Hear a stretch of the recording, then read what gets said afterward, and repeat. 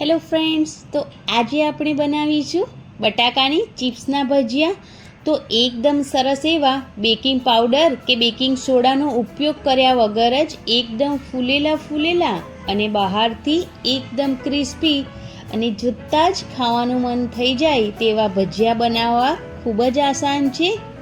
તો ચલો શરૂ કરીએ. સ્વાગત છે તમારું મારી ચેનલ વાઘેલાસ ખાના ખજાનામાં. જો તમને મારી રેસિપીઓ ગમતી હોય અને તમે હજુ સુધી મારી ચેનલને સબસ્ક્રાઈબ ના કરી હોય તો પ્લીઝ સબસ્ક્રાઈબ કરી લેજો. તો મેં અહીંયા બટાકાની ચિપ્સને રેડી કરી લીધી છે. એકદમ સારી રીતે ધોઈ અને તેના જે છાલ છે તેને પણ કાઢી લીધી છે અને એકદમ મીડિયમ બટાકાની ચિપ્સને રેડી કરી છે. ના વધારે પાતળી કે ના વધારે જાડી એવી. તો તેને 10 થી 15 મિનિટ જેવું પાણીમાં ડૂબોડીને સાઈડ પર મૂકી દઈશું, જેથી જે આ ચિપ્સ છે થોડી કડક થઈ જાય અને જ્યારે તેના આપણે ભજીયા બનાવીએ તો એકદમ સરસ ભજીયા બનીને રેડી થાય એટલા માટે. તો તેને સાઈડ પર મૂકી બેટર બનાવી લઈએ. તો મેં અહીંયા બેસન લઈ લીધું છે 1 વાટકી ભરીને એકદમ ઝીણું, અને તેની સાથે અડધી વાટકી ચોખાનો લોટ નાખ્યો છે, જેથી જે આપણા ભજીયા છે એકદમ ક્રિસ્પી બનીને રેડી થાય. અડધી ચમચી ચીલી ફ્લેક્સ એડ કર્યા છે, થોડી હળદર એડ કરી છે, ચપટી હિંગ પણ એડ કરી છે, સ્વાદ પ્રમાણે મીઠું એડ કરી દઈશું.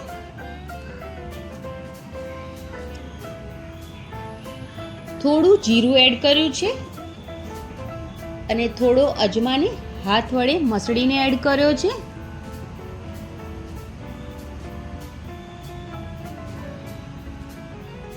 તો ઝીણા સમારીને અહીંયા મેં લીલા ધાણા એડ કર્યા છે. તેની સાથે જ લીલા મરચાં અને આદુ લસણની પેસ્ટ એડ કરી છે. તો હવે થોડું પાણી એડ કરીશું અને બેટર બનાવી લઈશું. તમે ચીલી ફ્લેક્સ સ્કીપ પણ કરી શકો છો અને તેની જગ્યા પર લાલ મરચું પાવડર પણ એડ કરી શકો છો. જે રીતે તમને વધારે તીખું પસંદ હોય તમે એ પ્રમાણે એડ કરી શકો છો. તો એકદમ થોડું પાણી એડ કરીને આ રીતનું એકદમ મીડિયમ ખીરું રેડી કરવાનું છે. તો ખીરુંને 5-1 મિનિટ જેવું એકદમ સારી રીતે ફેટી લેવાનું છે અને ત્યાર પછી તેને થોડો રેસ્ટ આપી દઈશું. જ્યાં સુધી ખીરું રેસ્ટ કરે છે ત્યાં સુધી બટાકાની જે ચિપ્સ છે તેને પાણીમાંથી કાઢી એક કોરા કપડા પર મૂકી દઈશું, જેથી તેનું બધું પાણી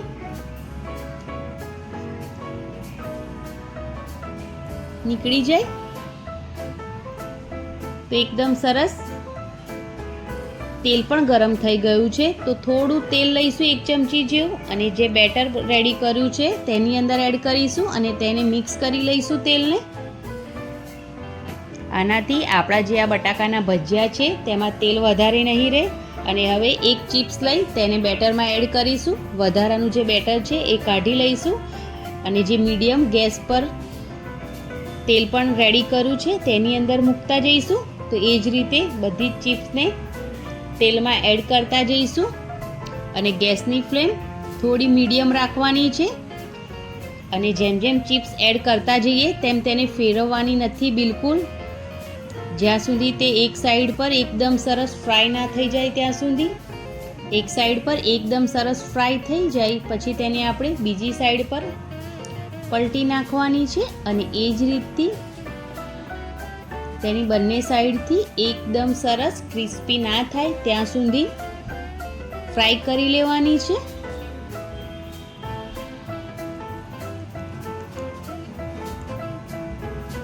તો અહીંયા સાઈડ ચેન્જ કરતા રહીને એકદમ સરસ એકદમ ક્રિસ્પી એવી બટાકાની ચિપ્સને ફ્રાય કરી લીધી છે અને તે ફ્રાય થઈ ગઈ છે. તો તેને હવે બહાર કાઢી લઈશું.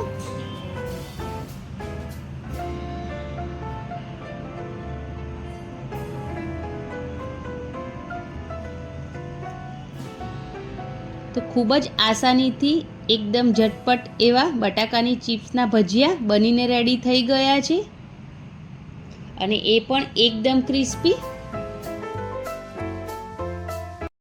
તો રેડી થઈ ગયા છે એકદમ ક્રિસ્પી અને ફૂલેલા બટાકાને કાતરીના ભજીયા. તો તમને જો મારી આજની રેસીપી પસંદ આવી હોય તો પ્લીઝ મારી ચેનલને જરૂરથી સબસ્ક્રાઈબ કરી લેજો. લાઈક, કોમેન્ટ અને શેર કરવાનું બિલકુલ ના ભૂલતા. Thanks for watching.